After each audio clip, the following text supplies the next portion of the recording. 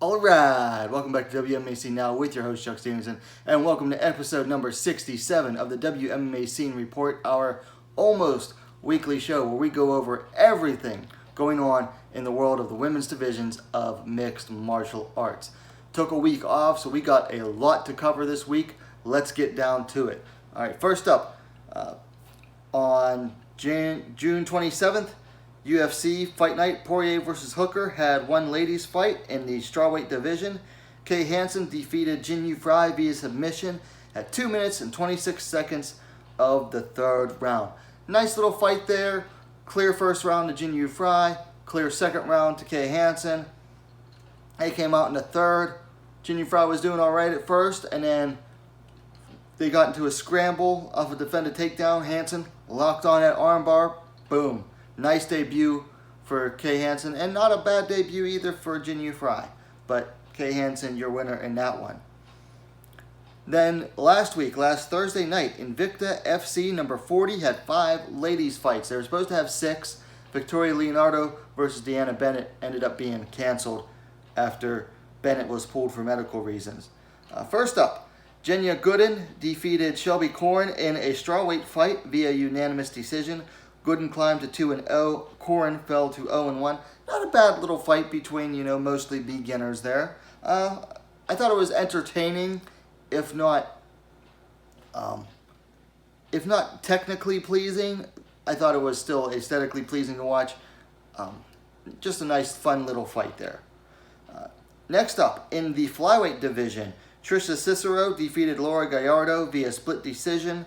Cicero climbed to 4-3. Gallardo fell to 2-1. So Cicero, not the greatest takedown defense, but she is very good at getting back to her feet once she gets taken down. Gallardo just seemed to have no weapon other than her wrestling, so she's got a lot to work on. But again, another pretty decent fight. Moving along to a featherweight bout. Chelsea Chandler defeated Olivia Parker via submission due to rear naked choke at 1 minute and 5 seconds of the first round. Chandler climbed to 3-1. Parker fell to 4-1. A very nice performance from Chelsea Chandler. Really a flawless performance. She outstruck Parker on the feet, knocked her down, pounced, got a little bit of GMP in, slapped on that rear naked choke, got the win. Very nice performance from her. Moving along to the main event, Alicia Zappitella defeated Lindsey Van Zant in an atomweight fight via split decision. Zappitella climbed to 7-2. Van Zant fell to 7-4. I did a full review on this fight.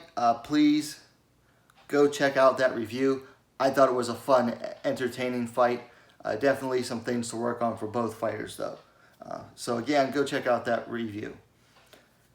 Then in the main event in the strawweight division, Emily Ducote defeated Juliana Lima via unanimous decision. Ducote climbed to 9-6. Lima fell to 10-7. This was a fight that showed what making necessary adjustments can do for you between rounds and during the rounds. Because Lima definitely took the first round, used her height and reach advantage very nicely. Between the first and second round, Ducote made some necessary adjustments, had a much closer second round, and in the third round was definitely all Emily Ducote. So very nice performance there from her. And Juliana Lima, she was steady throughout the fight. So really it came down to those adjustments made by Ducote that got her the win. Very nice overall. Okay, so that's it for the past week and a half's events. So let's get down into the news. First up, per their official Twitter, Legacy Fighting Alliance has signed Brazilian strawweight Tabitha Ricci. She has a record of 2-0, so congrats to Tabitha Ricci. UFC scheduled a strawweight bout for their August 22nd event between Michelle Watterson coming in 17-8 and Angela Hill coming in 12-8. That should be a fun fight. Definitely should be a fun fight there. Also, Invicta FC 41 is set for July 30th in Kansas City, Kansas. I did a full video talking about the lineup for that. Please go check that one out as well. And then Mexican promotion Lux Fight League has announced an 8-woman tournament to crown their inaugural strawweight champion. Gotta love tournaments. They're always fun, even if they almost never go off as planned. But they're always fun. I did a video talking about the full lineup for that as well. Please go check that out. UFC event scheduled for September 12th had a flyweight bout between Roxanne Modafferi, 24-17, taking on Andrea Lee, 11-4. This is actually a rematch from back in, I want to say, 2016, where Modafferi got, I believe, a split decision win over KGB in that fight. So, should be a fun one. I think it'll go differently this time. Let's see. Up next, Invicta FC's Phoenix Series 3 winner, Tanisha Tennant, has signed to fight on Dana White's Contender Series in September with an opponent to be announced. Tanisha Tennant, I feel, is one of the futures of the bantamweight division. Can't say enough nice things about her. She is very technically skilled already, at least on the feet. Did a very nice job in that tournament. I feel it might be a little bit early for her to get signed to the UFC, so we'll see how she does in the Contender Series. Up next, ARC2 has been rescheduled for July 18th in Seoul. It's going to feature a strawweight bout between Jisoo Park and Yoo-Jin Shin. Both of those fighters are 1-0. I'm actually looking forward to that one. Jisoo Park has the fastest finish of any lady female fighter in Road FC, whereas Yoo-Jin Shin made her pro debut last year as the youngest fighter in Road FC. So ARC is a collaboration between Road Fighting Championship and AfricaTV.com. So very nice, fun little events there. Up next, the UFC strawweight bout between Carla Esparza and Marina Rodriguez has been moved from July 15th to July 25th. Marina Rodriguez is one of her cornermen, came down with COVID-19. The fight ended up getting moved. I guess she's removed that person from her corner now. Also up next, Ryzen vet and Invicta FC strawweight champion Kanako Murata, who has a record of 11-1, has been signed to the UFC. Invicta just cannot hold on to strawweight champions. I'm starting to feel bad for Invicta at this point. Very nice addition to the UFC, another strong wrestler and grappler in a division that has traditionally been very striker heavy. So that's a nice signing by them. Then UFC has an event scheduled for September 26th, and they have added a strawweight bout between Claudia Gadelha, 18-4, and Yan Xiaonan, 12-1. Very excited for this one. Big fan of Yan Xiaonan. I've been talking about her for, I think, probably about as long as my channel's been around. Followed her since her days in Road FC before the UFC. Very exciting striker, Claudia Gadelha. At one point, she was the number 2 strawweight in the world. Like, just de facto for quite a while. And now she's not. So, this could cause a big shakeup in the rankings.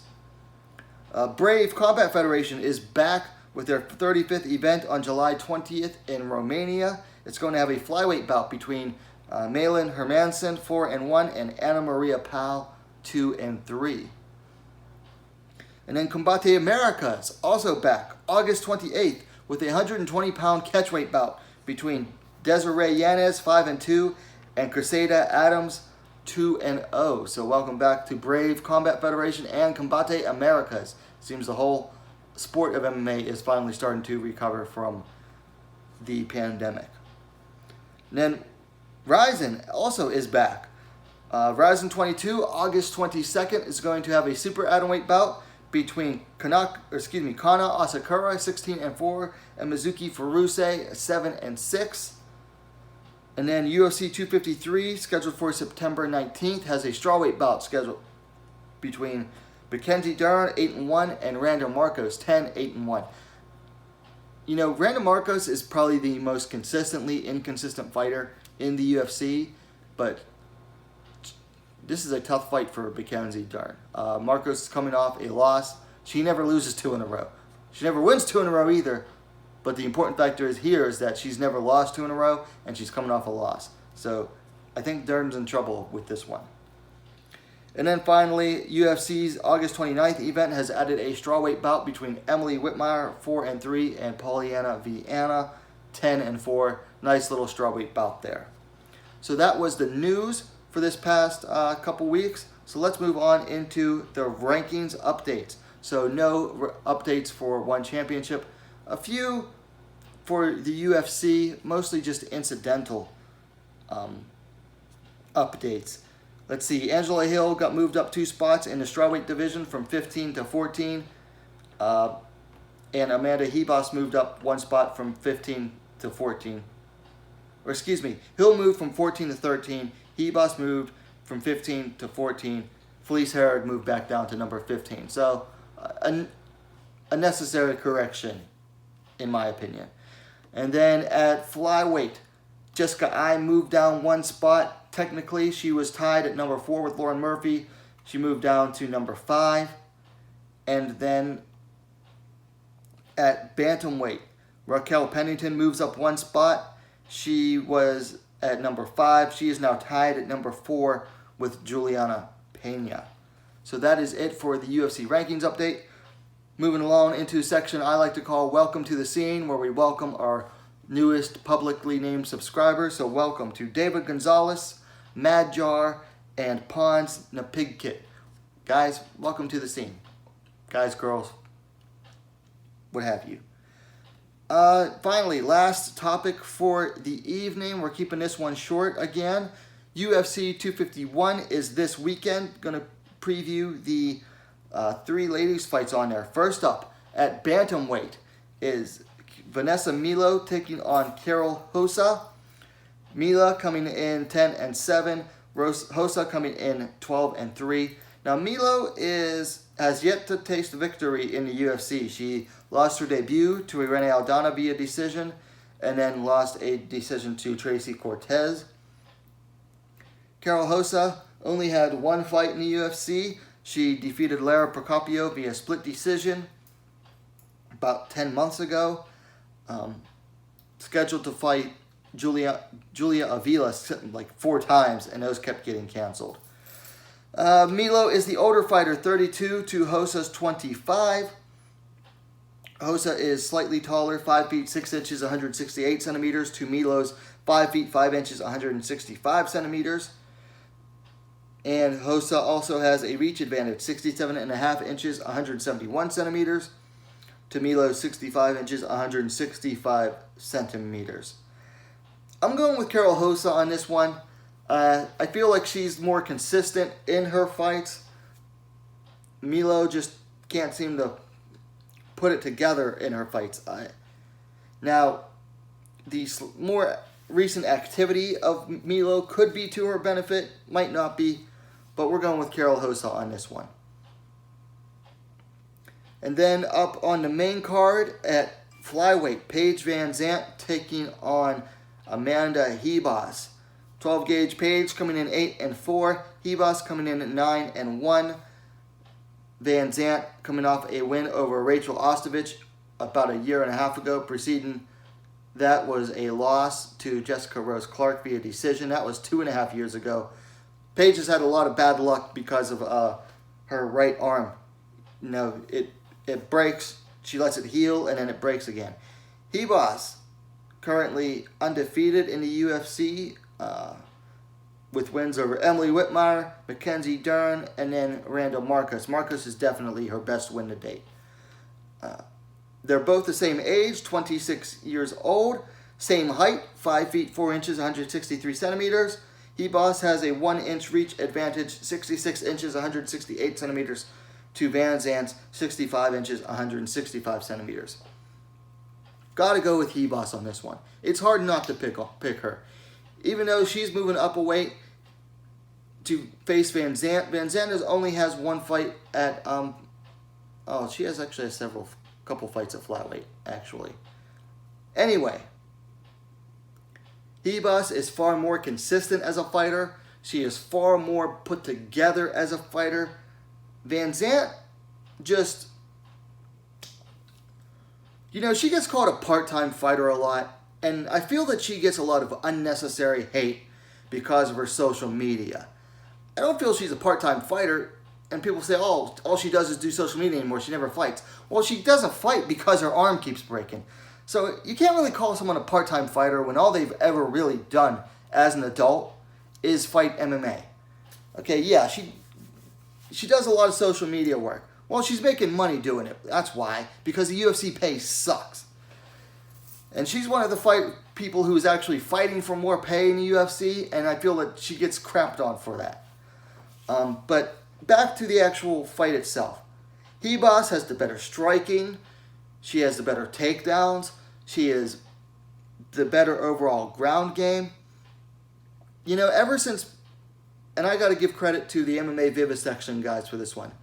I think it was Zane Simon that said it. Ever since she left Team Alpha Male, Paige has struggled to find a style that works for her. And that's why I would say she's more inconsistent. So again, the pick here is Amanda Ribas. Moving up to the next fight on the main card. Jessica Andrade versus Rose Namajunas 2, the rematch. Bate Estaca coming in 20-7. Thug Rose coming in 8-4. Andrade coming off a loss to Weili Zhang 10 months ago. Before that, coming off the win over Namajunas via KO. Namajunas coming off the loss to Jessica Andrade. Before that, was on a 3-fight winning streak and was the champion. So this is Rose's first fight back since their first fight. They are the same age, 28 years old. Rose is the taller fighter, 5.5 inches tall, 165 centimeters, to Andrade's 5 feet 2 inches, 157 centimeters. Namajunas also has a reach advantage, 65 inches, 165 centimeters, to Andrade's 62 inches, 157 centimeters. I was going to go with Andrade to win this one again, but recently I've changed my mind and I'm going with Namajunas. And I'm going to do a full preview on this. Hopefully I'll get it done later tonight, so check that one out when it comes out. But mostly it has to do with this fight only being 3 rounds compared to 5, and I gotta wonder if Andrade's chin has been cracked now. She took some hard shots in the fight with Rose, and then she got knocked out by Weili Zhang Weili. So I'm just not as confident in Andrade to win this fight as much.